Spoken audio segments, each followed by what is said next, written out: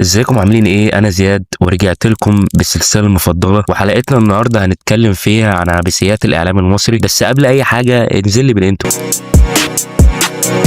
ايه القرف ده يا جدعان؟ في ايه؟ ايه القرف ده؟ ايه القرف ده؟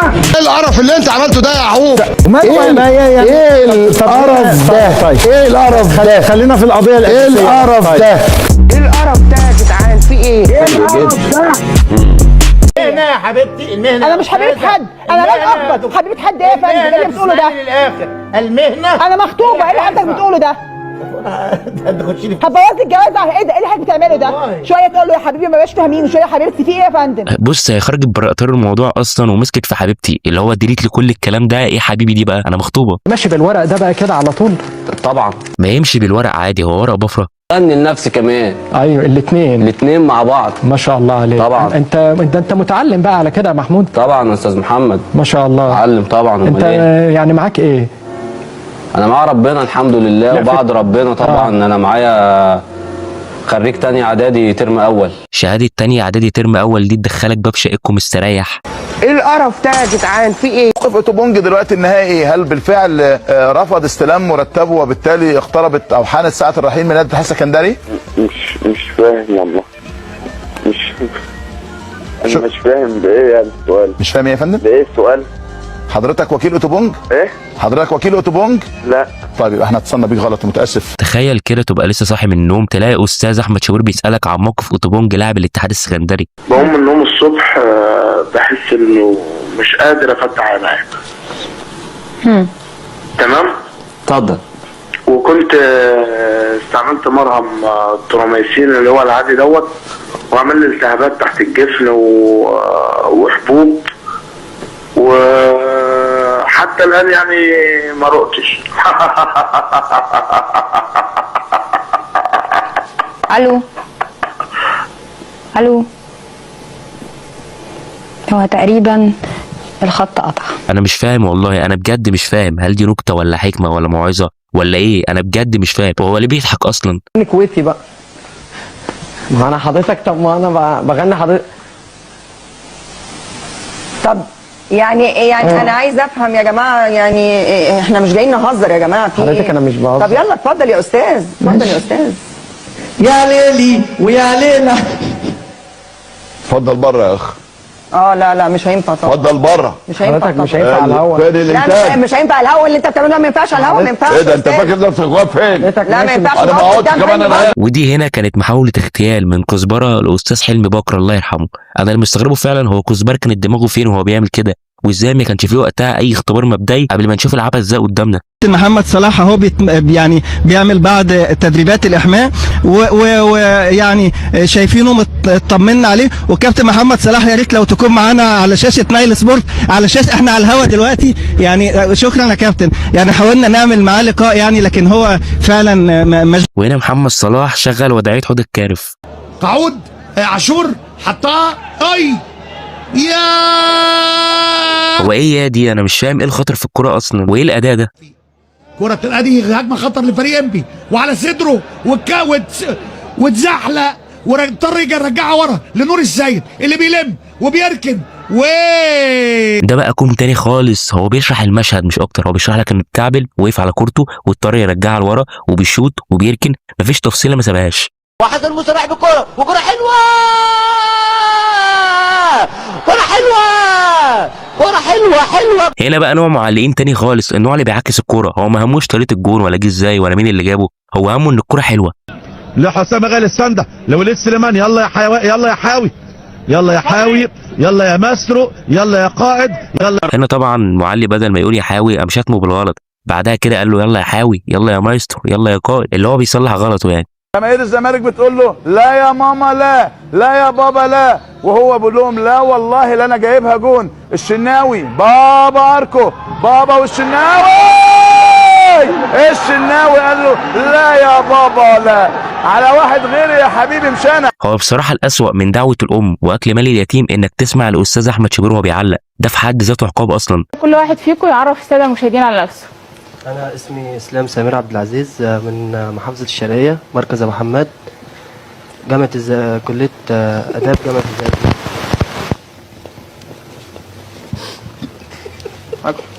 حسام مصطفى خضر من الشرقية أبو حماد. هم مش عارفين نفسهم اصلا، هيعرفوا المشاهدين على نفسهم ازاي؟ رئيس نادي الزمالك اهلا بيك يا فندم. انت بتضحك عليا يا شوبير؟ يعني بتضحك عليا يا شوبير؟ يعني مش على ايه؟ على ايه يا شوبير؟ انا نفسي اعرف بقى هنا هو شوبير كان بيضحك على ايه؟ تصويره بتوجيهات من فخامة الرئيس عبد الفتاح السيسي. ايه استنى ايه ده؟ مين ده؟ انا قلت لك ايه؟ مين ده؟ مين اللي جاب الجون؟ انا لا يا بني ادم قول لي يا عمرو انت قلت، قولوا لي انت قلت امام عاشور الاسيست وجون من مو صلاح. قول لي انت قلت لك انا مستني اللمسه، قلت لك انا مستني الهمسه بتاعت مو صلاح ابن مصر. يا عم انت اسكت شويه وتوظف الناس اللي ماتت والناس اللي اتصابت، نتفرج على الماتش اهم. في بيراميدز في لاعب يستطيع ان يصنع هذا الامر؟ هل شايف في مهاره وقدره ان في حد يقدر يصنع ده؟ او ازاي زملائه يمهدوا له فرصه احراز اهداف تعتمد على فرديات زي ما كنت انت؟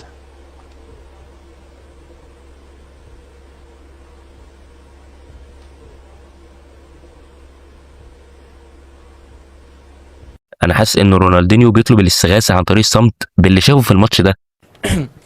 أبي سنين لقيته صدق وانا اللي كنت فاكره فضة، أبي تملي الحزن بطة ولا. وهنا طبعا بعد فشل اغتيال الاستاذ حلمي بكر من كزبره بيجي شخص تاني وبيحاول، بس المره دي كانت اقوى. انا مش قادر حقيقي، مش قادر اهواه واتمنى لو انسى وانسى روحي وياك، وان ضاعت تبقى فداك لو تنساني. انا بحب قوي العندليب لاني عشت على فنه.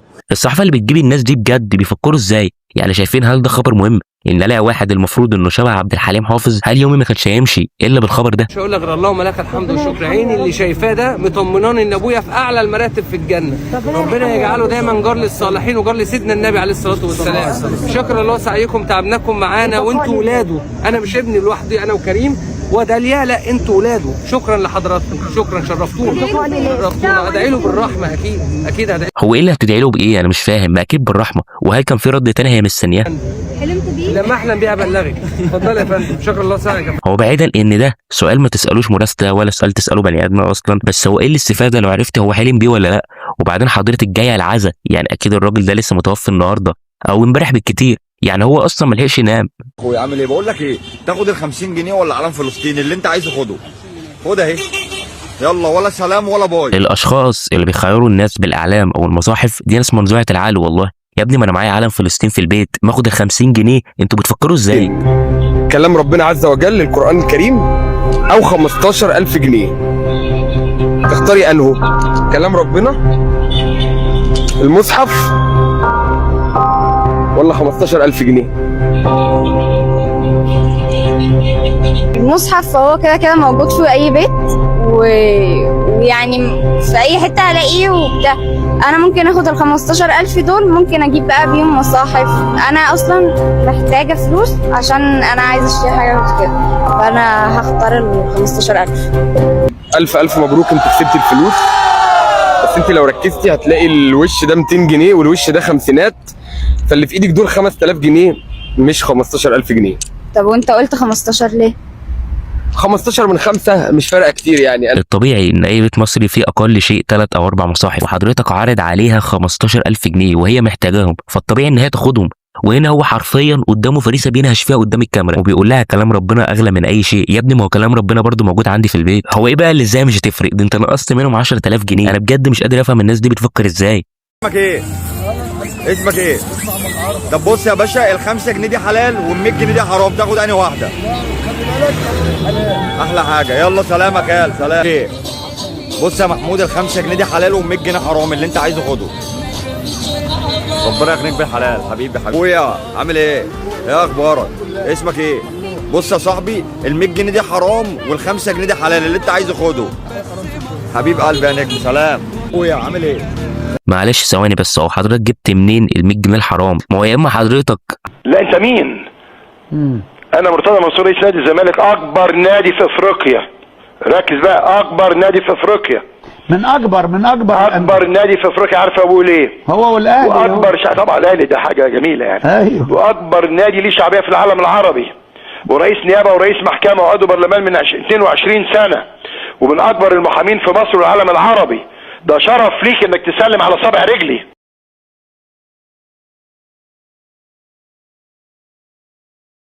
طب انا نفسي اعرف اكتر نادي جماهيريه في الوطن العربي على اساس ايه؟ انت مش ملاحظ ان ليفل الغرور عالي عندك حبتين؟ عشان 2018 ان شاء الله. السلام عليكم ورحمه الله وبركاته. انا مش مضحك لي في الموقف دوت قد طريقه دخلت مجدي عبد الغني وخضت كوبر. في حوالي 18 لعيب عقودهم خلصت ومشوا ومضوا في انديه ثانيه، اللي انت شايفهم دول لن يبقى منهم غير الولد الصغير بيسو وحسن اللي انا لاعبهم واكرم. عادل شكل شويه كمان وهيدخل جوه بقه. حسن باقي في الاتحاد السكندري بعد يوم الاحد ان شاء الله. ورد علينا جدعان يا اسكندراني. يا كابتن حسام ودايما ان شاء الله بتاع. شكرا. يريد بقاء العميد. لحظه عادل، لحظه عايز اقول زميلي. انت عندك اولاد؟ عندك ايه؟ عندي مراد ده ولد؟ ايه السؤال الغريب ده؟ اكيد مراد يعني بنت. لك الف مبروك، فوز غالي النهارده واحرازك هدف على تعادل النهارده وهزيمه النهارده ايوه يعني ايه اللي حصل في الاخر برضو؟ انت قلت 3 احتمالات. الجماهير تصاعد مع الفوز المتتالي مع كابتن مختار بيطالبوا بكاس مصر. والله احنا يعني انا واحد من الناس كابتن حتى يا محترم يا ابن التاريخ ابوك حتى. يا جدعان عادل شكل والله عبثي قوي، تحسه شبه بسيط اللي في زبون شباب، وانا مش عارف برضو ايه فكرته ان هو يرقص قدام الكاميرا.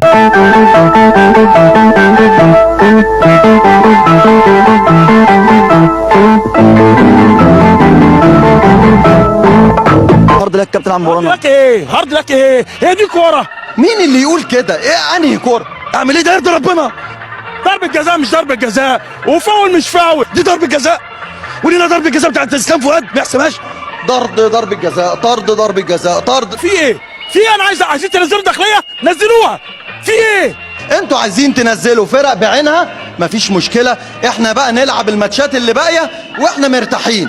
ما بيخلصوا عليا بكده. كل ماتش عايزين توقفوني بقى وقفوني، عايزين تعملوا. مين الحكم ده؟ انا عايز اعرف. انا مش هذا اصل كل مره ساكتين حاطين بص بيخلصوا علينا بكده. ده ظلم اللي بيحصل فينا. انا نفسي اعرف بجد والله يا كابتن علاء مين مهتم اصلا ان فريق الداخليه يبقى في الدوري علشان خاطر اصلا ينزلها، ومين برضو مستفيد ان البنك الاهلي يهبط اصلا؟ ما هو كده نادي الشركات في الاول والاخر يا استاذ خالد. انت بتهرج؟ انت بتهزر يا ابراهيم ولا بتتكلم بجد؟ لا انا بس حضرتك سؤال كل الناس. انت بتتكلم مرتضى منصور، انت بتتكلم ممدوح عباس يا استاذ ولا ايه؟ بتتكلم واحد ذكر. هو دلوقتي حضرتك بتهاجمني انا؟ انا بنقل لك الكلام اللي بيتقال. انت بقول لك ايه؟ يلا تمام عليك عبيط، مع السلامه. يلا طيب. هو ساب صاحب المشكله ومسك في اللي بينقل الخبر. الحقير كسر بيتي ودخل بيتي يا شوبير.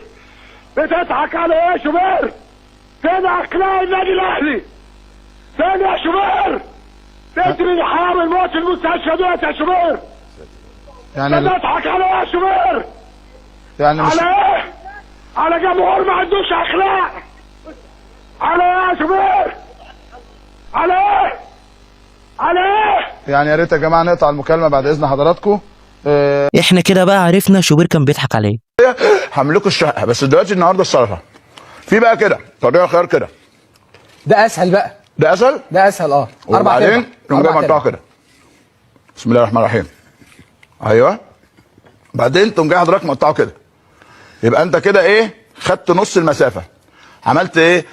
الخيار في عشان تعمل خيار صغير ومحندق عشان تختصر الوقت تعمل 2 مع بعض. الاثنين مع بعض تعملهم كده، او لو انت قدامك وقت يعني وعايز تتسلى وتغني اغنيه في المطبخ تقوم جاي ايه؟ مقطعه واحده واحده. لو لقيت نفسك تعبان تقوم جاي مكمل كده. انا مش شاغلني ان شوبير بيقطع خضار في استوديو تحليل كوره ولا كل الكلام ده، انا اللي شاغلني ان اسم الفقره كوره النهارده.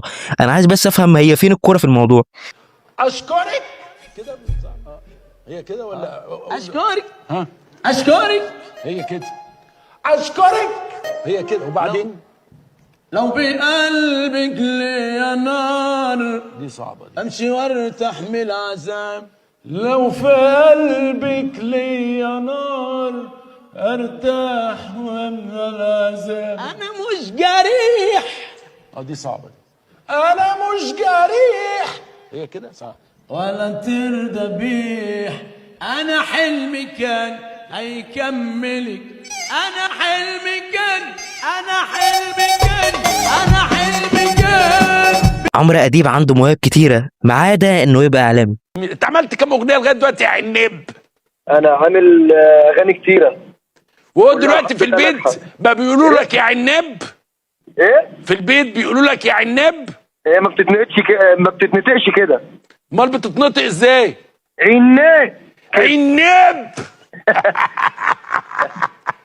نون ودماغي طاقة هربانة مني يا برو، انا بكشف اي عركة اجباري هتموت من الخوف، ليه بتجري وتستخبى ولا مش سلاح ده الدو، رجلنا على الارض ثابتة اعملكوا فتة يا زبون، وسع على بابا جه. من حركته تحسه باسم حاجه لام كلثوم مش عنبه. انا همسك رئاسه الجمهوريه. مبدئيا اول حاجه هلغي الحي، مفيش حاجه اسمها حي. ليه بقى؟ لان الحي ده هو اللي عامل لنا مشكله دلوقتي. يلاقوا وليه قاعده بجرجير وراح جاي واخدها. يا باشا اديك يبقى الغي الحي. هجيب وزير الداخليه عم احمد السبكي. ان عم احمد السبكي عدو الحكومه، تيجي تقول له رخصه يعمل لك جنايه، فاكيد هيحس بالايه؟ بالناس.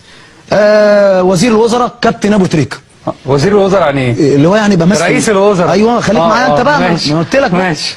اللي ماسك ليه بقى لما يروح لاوباما والناس دي فهمتها هيقنعهم، انا عارفه. انتهي. وزير المواصلات شعبان عبد الرحيم. اشمعنى؟ هو مزلقان عايده وبيفهم في المواصلات برضه، فاهم انت؟ يعني مثلا الناس مش مش تخاف. بالنسبه لوزير الري احمد ادم. عشان انت القرموطي وفين في الغيط وبتاع والكلام من ده. مين تاني؟ بالنسبه للجامعات مفيش جامعات. هي تبقى جمعيه واحده وكل واحد يقبضها كل شهر. ايه رايك يا ريس؟ اعبس حاجه واغرب حاجه انت هتشوفها في حياتك ان سعد الصغير كان مترشح فعلا لرئاسه الجمهوريه بجد وخد 50,000 صوت. انت فعلا هتتجوز بوسي؟ انا بس عشان خاطر حضرتك يعني مش عارف اقول لحضرتك ايه. انا هكلمك بمنتهى الصراحه. يا ريت. هو في ارتباط ما بينه وبين بوسي، اتكلمنا بس هي عندها مشكله ان هي ما اتطلقتش لسه، فاول ما تتطلق ان شاء الله احنا هنكتب كتابنا ان شاء الله باذن الله.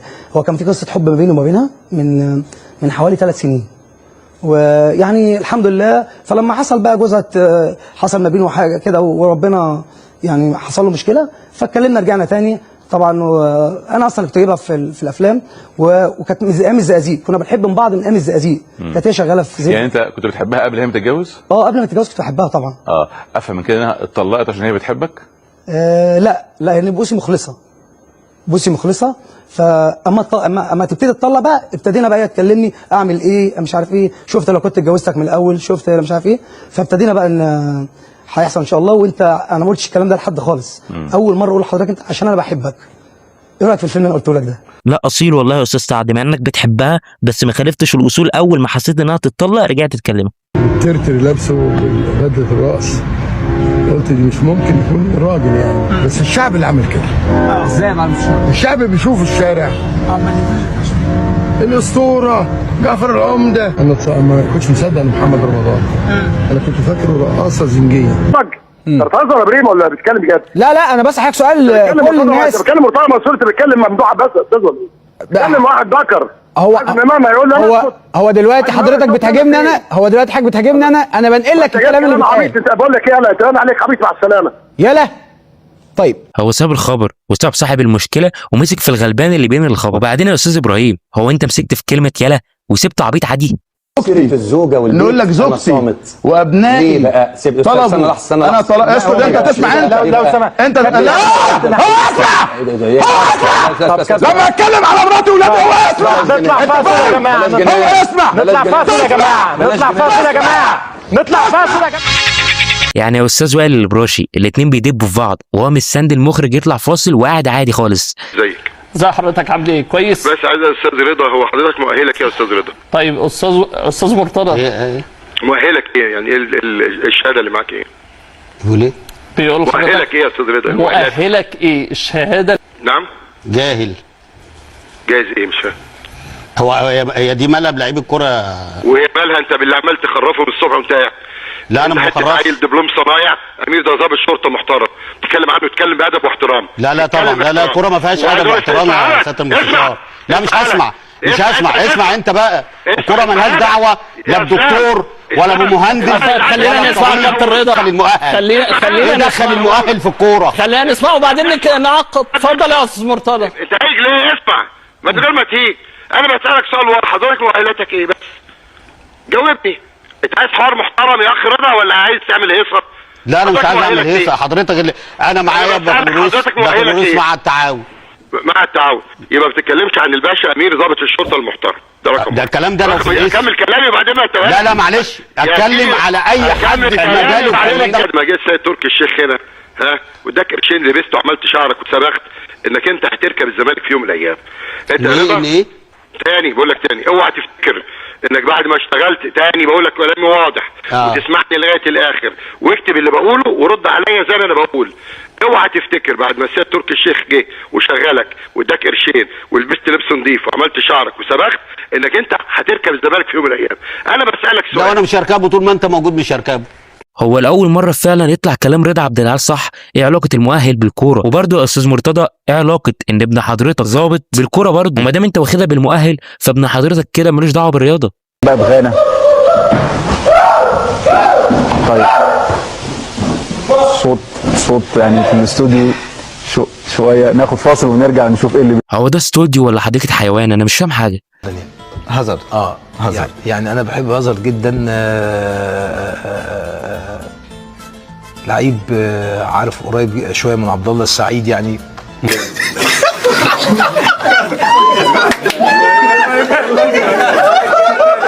هو فعلا يا كابتن حسام هازارد فيه شويه كده من عبد الله السعيد. ده لدرجه يا عزيزي المشاهد ان هازارد طلع في لقاء وقال اعتني 10 لاعبين مثل عبد الله السعيد وساعتزل كره القدم فورا. لا نيستا ده حاجه غريبه طبعا. شافي لا الناس دي كلها بوسكيتش.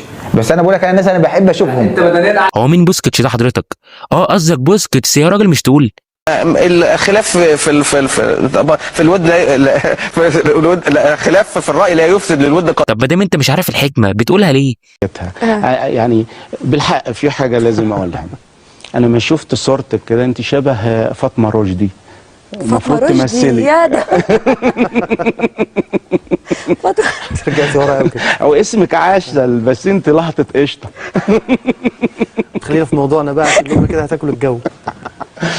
هل ده عادي يا جماعه قدام الكاميرا عمال يتحرش بيها وهي بتضحك؟ هل ده عادي؟ ولما التاني حس ان عود قصب قاعد قام قايل لك خلينا في الموضوع. يا كابتن اهلا وسهلا. مبسوط قوي قوي قوي قوي النهارده حماد مدحت يا مساء الانوار والبرنامج جبار. اشتغل يا جبار. ده حسن فايق.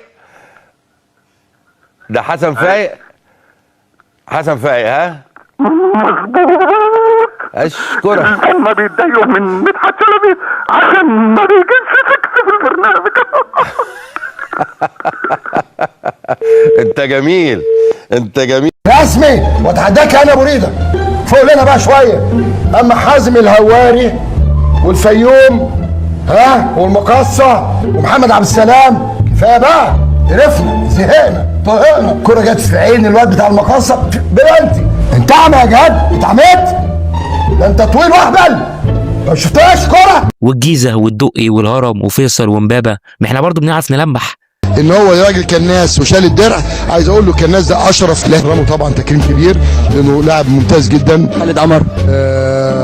خالد قمر عايز يطلع اعاره سنه يفك العمل اللي عمله له هيثم ويرجع. جميل. الشناوي طالب ان هو يحترف، هتوافق له على الاحتراف ولا؟ هيثم دلوقتي الشناوي لسه قايل طول ما انت رئيس نادي انا موجود معاك وانا ان شاء الله قاعد باذن الله ان شاء الله لغايه ما ناخد 9 دوري كمان ان شاء الله. بقى المهاجم ينضف وسخيتكم دي. هو حضراتكم كنتوا بتعملوا ايه في النادي؟ منصور اهلا بيك يا سياده المستشار. دكتور عمرو الساعه كام معاك دلوقتي؟ الساعه ثواني الساعه 3 كام يا دكتور؟ 3 إلا 7 دقايق. انت عارف طبعا انا من الساعه 12 طالب الاخ عمرو الخياط ارد على اللي اتقال بخصوص بعض الكلام قبل ما تجيبوا الولد الفاشل اللي قال ادبوا عليا وانتوا فرحانين. ثواني بس اسمع بس يا دكتور. لا حضرتك تسمعني. لا اسمعني انت. لا انت حضرتك تسمعني. لا اسمعني انا ما يشرفنيش اطلع معاك. مع السلامه. يبقى السلامه. اقفل. طب انت مستني 3 ساعات عشان خاطر ما يشرفكش انك تطلع معاه وتقفل وانت ما دفعتش برضه عن نفسك، فانت اصلا ما استفدتش حاجه، انت مجرد ضيعت وقتك على الفاضي. راجل محترم. ما تقوليش محترم، مش هكمل معاك. اوعى تقول لي محترم، اوعى تقول لي محترم، اوعى تقول لي محترم. بالراحه بقول لك اوعى تقول لي محترم، اوعى تقول لي. الوضع يبقى عامل ازاي؟ الوضع ايه دلوقتي؟ الوضع ايه؟ مش فاهم. وضع النادي طنطا وحضرتك دلوقتي في نادي طنطا. ايه المشكله يعني؟ انا مش عارف يعني ايه الوضع ايه يعني؟ امشي يعني؟ لا انا مش عارف. انا بسأل حضرتك الوضع دلوقتي يبقى ايه؟ الوضع ايه في ايه؟ بسأل حضرتك دلوقتي عن الوضع دلوقتي، حضرتك بعد خسارة النهارده الوضع ايه؟